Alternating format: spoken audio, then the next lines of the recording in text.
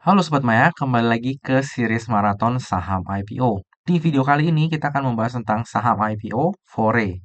Nah, jadi Fore ini adalah perusahaan food and beverage yang beroperasi dengan merek Fore dan menawarkan produk utamanya itu yaitu roasted coffee. Nah, Fore ini menawarkan produknya melalui dua channel ya. Yang pertama yaitu online, yang kedua yaitu pada umumnya ya, seperti pada umumnya offline. Penjualan produknya secara online itu dilakukan melalui aplikasi Fore, lalu aplikasi pihak ketiga juga seperti Gojek dan juga Grab. Sementara untuk penjualan secara offline-nya itu dilakukan melalui outlet-outletnya ya, yang dioperasikan secara independen oleh Fore.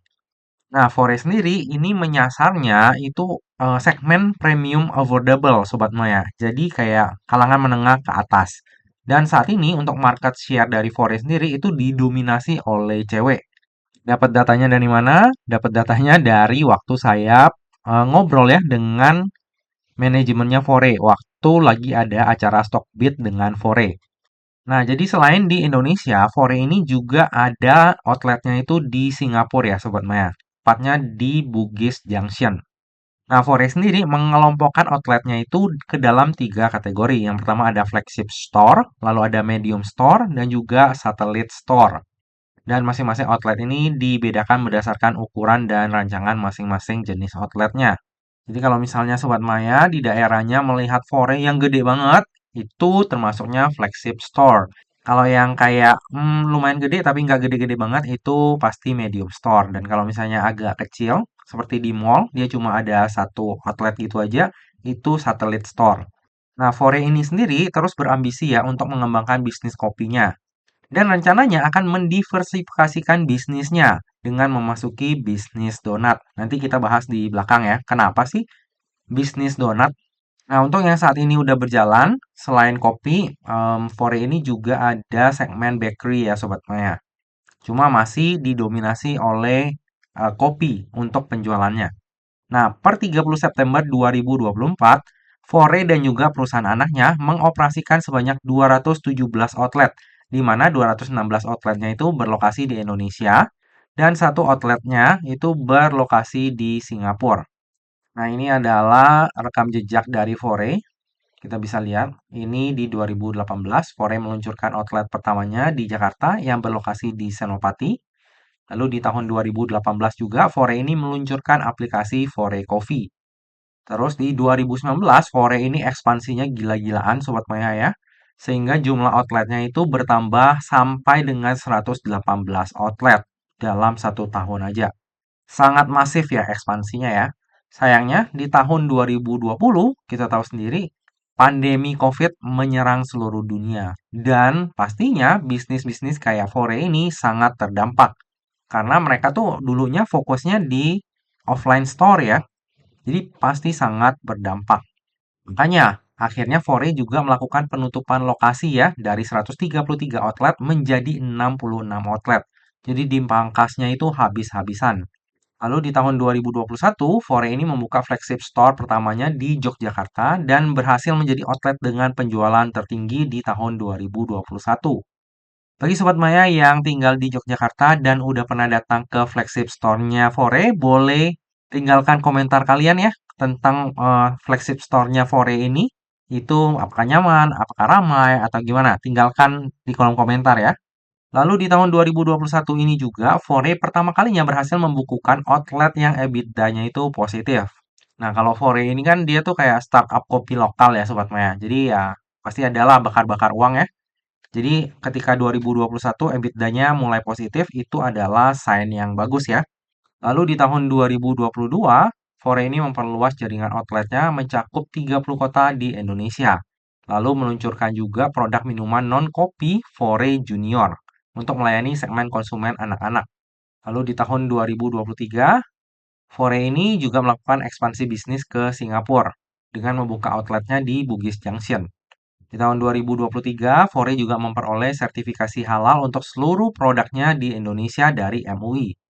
Nah, untuk produk-produk dari Fore ya kurang lebih kayak gini ya Sobat Maya untuk kopi-kopinya. Harusnya banyak dari Sobat Maya yang udah familiar dengan produknya ya.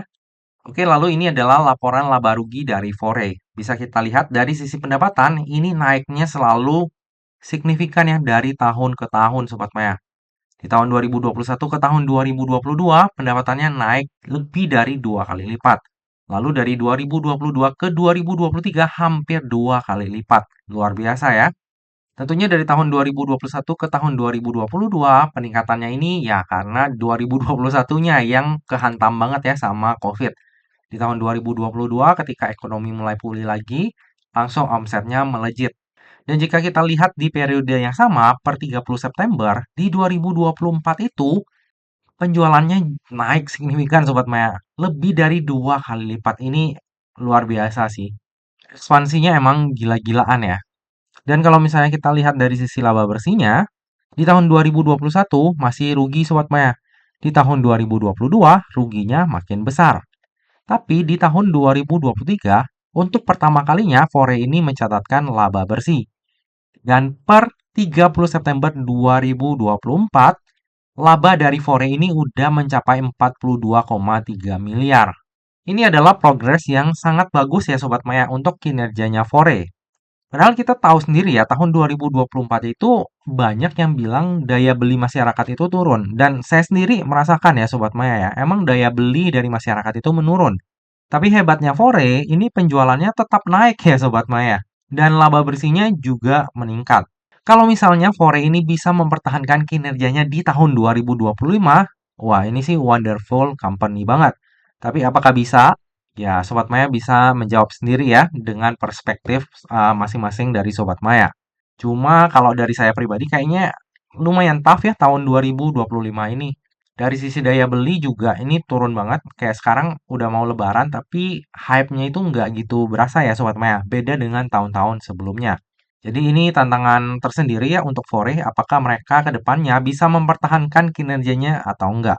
Lalu nantinya Fore ini juga akan berkomitmen ya Sobat Maya untuk membagikan dividen kepada para pemegang sahamnya itu paling sedikit 40% dari laba bersih. Jadi ya lumayan oke lah ya Sobat Maya 40%. Apalagi kalau misalnya ke depannya kinerja dari Fore ini terus meningkat. Lalu ini adalah para pemegang saham dari Fore. Hanya ada dua. Dua-duanya ini non-individu ya Sobat Maya. HPL ataupun Fore Holding Pte Ltd ini memegang 99,9% kepemilikan saham. Lalu sisanya OCI itu memegang 0,003% kepemilikan saham. Lalu di IPO-nya Fore ini juga akan ada lock-up period ya Sobat Maya. Selama 12 bulan dari semenjak Fore ini listing di bursanya kita. Jadi kalau biasanya lock-up itu 8 bulan ya yang dipersyaratkan oleh OJK, dari Fore-nya sendiri itu mereka secara sukarela menyatakan bahwa bukan hanya 8 bulan tapi 12 bulan lock-up periodnya. Nah, ini adalah salah satu pertanda bahwa ya mereka nggak mau exit ya, at least dalam jangka waktu 1 tahun ke depan setelah Fore ini listing. Oke, lalu ini adalah beberapa hal menarik dari Fore. Salah satunya adalah komisaris utama dari Fore. Jadi komisaris utama dari Fore ini adalah Bapak Wilson Cuaca. Bapak Wilson ini lahir di tahun 1978 dan sama ya kayak saya, meraih gelar sarjana teknik informatika dari Universitas BINUS. Sayangnya saya sama beliau beda nasib ya. Nah, Bapak Wilson Cuaca ini juga adalah sekaligus founder, direktur, dan juga managing partner di East Venture Advisory Pte Ltd. Ini adalah venture capital ya Sobat Maya yang gede. Nah, Bapak Wilson Cuaca ini juga adalah sekaligus UBO ataupun Ultimate Beneficial Owner dari Fore. Nah, waktu kemarin saya ketemu beliau di acaranya Stockbit, saya tuh ada tanya juga Sobat Maya, kok mau sih Bapak Wilson ini dia turun tangan langsung di IPO-nya Fore? Soalnya kan kalau orang udah punya jabatan kayak beliau, ngapain ya repot-repot ngurusin IPO? Kan ada direkturnya, ada orang-orang lain yang bisa bantuin. Nah, jawabannya nanti ada di belakang ya Sobat Maya habis ini. Nah, lalu salah satu hal yang menarik juga adalah dari sisi direktur utama dari Fore, yaitu Bapak Viko Lomar. Nah, Bapak Viko Lomar ini menjadi direktur utama di Fore itu sejak tahun 2024. Sebelumnya udah jadi direktur ya, dari sejak tahun 2022. Dan tahun 2020 juga udah menjadi co-CEO di Fore ini. Nah, kalau misalnya kita lihat track record-nya Bapak Viko, ini Bapak Viko ini emang udah kompeten ya di bidangnya. Ini kita bisa lihat pernah di Max Coffee Prima, Terus sebelumnya juga pernah di Excelso dan sebelum-sebelumnya lagi kita bisa lihat nih kayak pernah di Dunkin' Lestari, terus Jeko Donat. Nah, hal inilah salah satunya yang mendasari kenapa nantinya Fore ini akan masuk ke bisnis donat juga. Karena ada memang expertnya yaitu Bapak Viko ini di industri donat dan memang pangsa pasar donat di Indonesia itu masih gede banget. Jadi seharusnya setelah nantinya Fore ini meluncurkan bisnis barunya yaitu donat, kinerja dari Fore ini juga akan makin terdongkrak ya. Oke, lalu kenapa sih yang tadi saya bilang Bapak Wilson Cuaca itu langsung turun tangan Sobat Maya di IPO-nya Fore ini? Nah, saya sendiri langsung dijelaskan oleh beliau ya. Awalnya beliau menunjukkan logonya Fore ini kepada saya. Awalnya saya nggak mengerti. Terus, dilakukanlah sesuatu hal. Ya, diputar ataupun di rotate 90 derajat seperti ini. Sobat Maya udah ada yang tahu ini mirip logonya apa? Kalau belum tahu, saya kasih tahu nih Sobat Maya. Logonya is Venture. Jadi, Fore ini adalah salah satu startup inkubator dari is Venture Sobat Maya. Jadi benar-benar dari tahap awal nih. Is Venture dulunya pernah punya portofolio di Goto ya. Cuma ya itu nggak terlalu gede dan Bapak Wilson Cuacanya juga nggak ngurus. Tapi di IPO-nya Fore ini, Bapak Wilson ini bener-bener dari awal sampai akhir itu dia urusin Sobat Maya. Karena ya memang Fore ini udah kayak anak sendiri ya dari East Venture. Jadi harusnya ini harus sukses ya. Barulah nantinya portofolio-portofolio dari East Venture yang lainnya baru bisa melantai juga ataupun IPO juga di bursa kita dengan lebih mulus. Oke, lalu ini adalah struktur IPO dari Fore. Jadi sebanyak-banyaknya 1,8 miliar lembar saham atau mewakili sebanyak 21,08% dari modal ditempatkan dan di store penuh yang akan ditawarkan kepada masyarakat. Untuk harga penawarannya sendiri berkisar antara 160 hingga 202, sehingga dana yang akan diraup dari IPO ini adalah sebanyak-banyaknya sebesar 379,7 miliar. Nah, nantinya dana IPO tersebut akan digunakan untuk tujuan-tujuan sebagai berikut. Yang pertama, sekitar 76%-nya akan digunakan untuk membuka sekitar sebanyak 140 outlet baru. Dengan komposisinya 10% untuk outlet flagship, 80% untuk outlet medium, dan 10%-nya untuk outlet satellite. Lalu tujuan yang kedua, sekitar 18% ini akan digunakan untuk setoran modal kepada CFI. Yang selanjutnya ini akan digunakan untuk membuka sekitar 30 outlet baru. Dan terakhir, sisanya ini akan digunakan untuk modal kerja. Nah, untuk tujuan penggunaan dana IPO-nya ini bagus banget ya Sobat Maya. Karena hampir semua dananya itu dipakai untuk ekspansi usaha. Yang seharusnya di masa mendatang berpotensi untuk meningkatkan kinerja dari Fore. Lalu yang akan menjadi underwriter di IPO-nya Fore ini adalah Mandiri Sekuritas atau dengan kode brokernya CC dan juga Henan Putirai Sekuritas atau dengan kode brokernya HP. Nah, CC ini lumayan sering ya mengawal saham IPO Sobat Maya. Dan saham-saham yang dikawal oleh CC ini jumbo-jumbo semua Sobat Maya. Sobat Maya bisa lihat di sini nggak ada satupun yang di bawah 2 triliun. Nah, hasilnya kayak gimana? Ya, hasilnya satupun nggak ada yang arah ya Sobat Maya. Karena semuanya jumbo. Kalau jumbo kayak gitu mau arahin ya berat ya Sobat Maya. Sementara kalau misalnya kita lihat HP, ini mantap banget ya Sobat Maya. 2023 cuma bawa satu saham IPO. 2024 cuma bawa satu saham IPO. Di 2025 baru ada Ratu. Tapi hasilnya Sobat Maya bisa lihat nih Sobat Maya.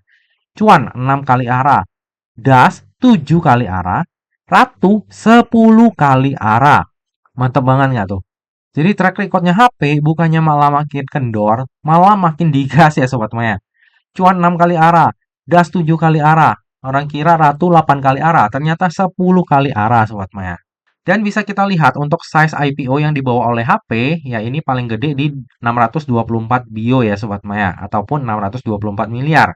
Dan Fore ini di 300-an miliar. Jadi masih masuk ya untuk size yang dibawa oleh HP. Yang jadi pertanyaan adalah, kok bisa Mandiri Sekuritas yang biasanya bawa IPO jumbo, kali ini cuma bawa 300-an miliar? Kira-kira ada apa ya Sobat Maya? Apakah ini adalah CC yang berbeda dengan CC yang kita kenal biasanya? Nah, itu nggak ada yang tahu. Nanti kita tunggu waktu listing ya, Sobat Maya. Kalau kita lihat, walaupun CC ini nggak pernah arah, kita bisa lihat ya, dia tuh nggak ada yang tutup di zona merah juga, Sobat Maya. At least kuning loh. Jadi, ibaratnya CC ini walaupun nggak kasih cuan waktu di primary market, di secondary marketnya kalau kita bisa ambil bawah, dia tuh kayak jaga loh Sobat Maya. Nah, cuma apakah di IPO-nya Fore ini akan berbeda? Kemungkinan sih seperti itu ya Sobat Maya, karena tandemnya sama HP. Jadi mari kita nantikan nantinya apakah sepak terjangnya CC dan HP di IPO-nya Fore ini akan menggelegar lagi ya Sobat Maya, yang dahsyatnya luar biasa. Lalu ini adalah laporan keuangan dari Fore. Nah, bisa kita lihat ekuitas dari Fore ini itu di tahun 2021 dan tahun 2022 ini minus ya Sobat Maya. Lalu di tahun 2023 diinjeklah modal sehingga ekuitasnya bisa positif. Dan di tahun 2024 karena udah adanya tambahan modal tadi dan juga adanya laba usaha, maka ekuitasnya makin naik. Jadi dari sisi laporan keuangan menurut saya ya oke lah. Sebelumnya memang dibantu support tambahan modal, tapi sekarang harusnya dari sisi bisnis udah bisa berdiri sendiri ya Sobat Maya. Udah nggak perlu diinjek dana lagi. Nah, bagi Sobat Maya yang concern terhadap daftar efek syariah, jika kita lihat dari sisi rasio utang dan juga sektor usahanya, maka Fore ini akan masuk ke dalam daftar efek syariah. Lalu ini adalah valuasi dari Fore di rentang harga IPO-nya, yaitu di antara harga 160 hingga 202. Nah, jadi jika nantinya Fore ini listing di harga terendahnya, yaitu di harga 160, maka PI-nya itu akan berada di 25,27 kali dan PBV-nya di 2,72 kali dengan market cap sebesar 1,4 triliun. Lalu jika nantinya Fore ini listing di harga tertingginya yaitu di harga 202, maka PI-nya itu akan berada di 31,91 kali, PBV-nya di 2,99 kali dengan market cap sebesar 1,8 triliun. Nah, dari sisi valuasi, ya ini tergolong standar lah ya untuk ukuran saham IPO. Standar cenderung ke arah mahal ya, tapi masih reasonable lah untuk ukuran saham IPO. Nah, dari tadi udah banyak hal yang kita bahas, sekarang kita tiba juga ke bagian kesimpulan. Nah, kesimpulan yang pertama, Fore ini merupakan startup kopi lokal, part of East Ventures portfolio. Secara kinerja, pendapatannya itu terus meningkat ya secara signifikan dari tahun ke tahun. Dari sisi net profit pun, Fore ini udah berhasil membalikkan rugi bersih menjadi laba bersih.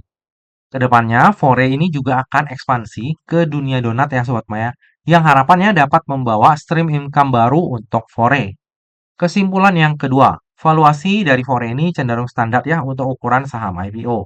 Untuk tujuan penggunaan dana IPO-nya bagus banget karena sebagian besar ataupun hampir semua dana IPO-nya itu digunakan untuk ekspansi usaha yang tentunya akan berpotensi untuk meningkatkan kinerja Fore di masa mendatang. Kesimpulan yang ketiga, dari sisi underwriter ada HP dan juga CC. Untuk HP, track record-nya sangat luar biasa ya. Walaupun emang nggak sering bawa saham IPO, tapi saham-saham IPO yang dikawalnya itu selalu arah berjilid-jilid. Sementara untuk CC, kita tahu sendiri ya, biasanya CC ini selalu membawa IPO jumbo. Baru kali ini IPO-nya itu size-nya sekecil ini. Jadi kira-kira ada apa ya dengan CC? Apakah CC yang kali ini adalah CC yang biasa kita kenal? Kayaknya sih enggak. Coba Sobat Maya tinggalkan pendapat kalian di kolom komentar ya. Kesimpulan yang terakhir, saya sendiri akan memanfaatkan momentum IPO ini untuk mendulang cuan. Dari sisi kinerja itu bagus banget, growth-nya luar biasa Sobat Maya. Lalu dari sisi foundernya juga menurut saya ada integritas ya. Dan ini adalah portofolio pertama, quote unquote ya, yang dibawa IPO. Jadi kalau misalnya kali ini nggak sukses, harusnya IPO selanjutnya itu akan menjadi tanda tanya. Untuk tujuan penggunaan dana IPO-nya ini juga bagus banget. Dan terakhir, underwriter-nya juga menurut saya oke ya Sobat Maya. At least walaupun CC itu nggak pernah bawa saham arah, tapi kita bisa lihat dia nggak pernah loh tutup di zona merah. Jadi ya quote unquote masih dijaga lah. Sementara HP ini bagian strikernya ya, penyerangnya ngegas terus. Semoga aja di IPO-nya Fore pun akan seperti itu ya. Nah, seperti biasa ya Sobat Maya, yang namanya saham, terlebih saham IPO, itu nggak pernah luput dari yang namanya resiko. Jadi, bagi Sobat Maya yang ingin melakukan pemesanan saham IPO Fore, Pastikan Sobat Maya melakukan pemesanan sesuai dengan resiko yang siap untuk Sobat Maya tanggung ya. Lebih lengkapnya nanti saya order berapa akan saya share di tab community untuk Sobat Maya pengembangan dan utama pada saat masa offering nanti. Nah Sobat Maya, demikianlah video review saham IPO Fore. Semoga aja video ini dapat bermanfaat bagi Sobat Maya semuanya dan dapat menjadi bahan pertimbangan nih. Apakah nantinya Sobat Maya akan membeli saham IPO Fore atau enggak? Nah Sobat Maya, demikianlah video kali ini. Akhir kata, jangan lupa untuk selalu jaga kesehatan, jangan lupa untuk selalu bahagia, dan semoga perjalanan investasi kita selalu cuan bareng-bareng ya. Sampai jumpa di video review saham IPO selanjutnya. Dah.